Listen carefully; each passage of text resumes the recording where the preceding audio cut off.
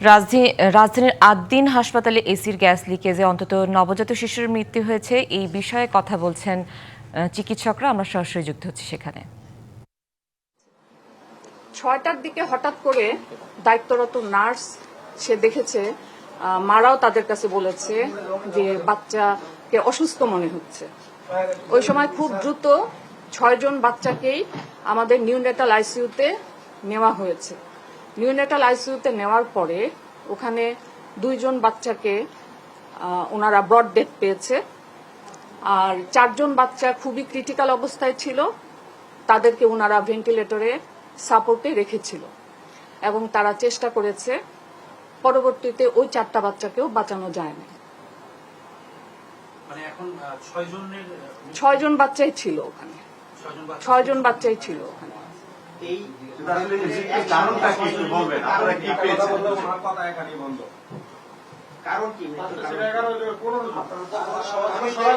ওই রুমটা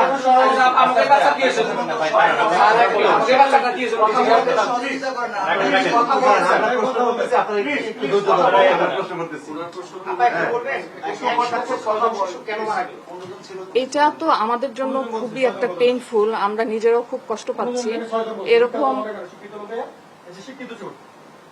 ভাই আপনারা একটু কথা বলেন না, একটু ধৈর্য ধরেন, আমরা একটু মূল বিষয়টা বের করি, একটু ধৈর্য ধরেন। হ্যাঁ, আমাদের ওয়ার্ডটা কিন্তু 3 ভাগে ভাগ করা। যে রুমে ঘটনা ঘটেছে ওই রুমে 6টা বাচ্চা ছিল, তো পাশে আরো অন্য 2টা রুম ছিল। না, অন্য কোনো রুমে এই ধরনের ঘটনা।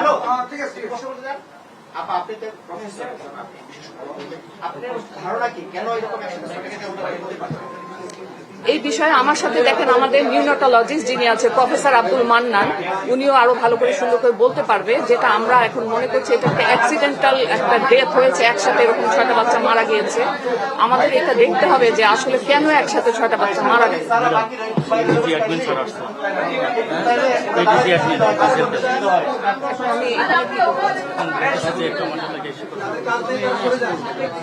এবং এই যে আপনি যে কোশ্চেনটা করতেছেন এটা ভালো অ্যান্সারটা আসলে আমাদের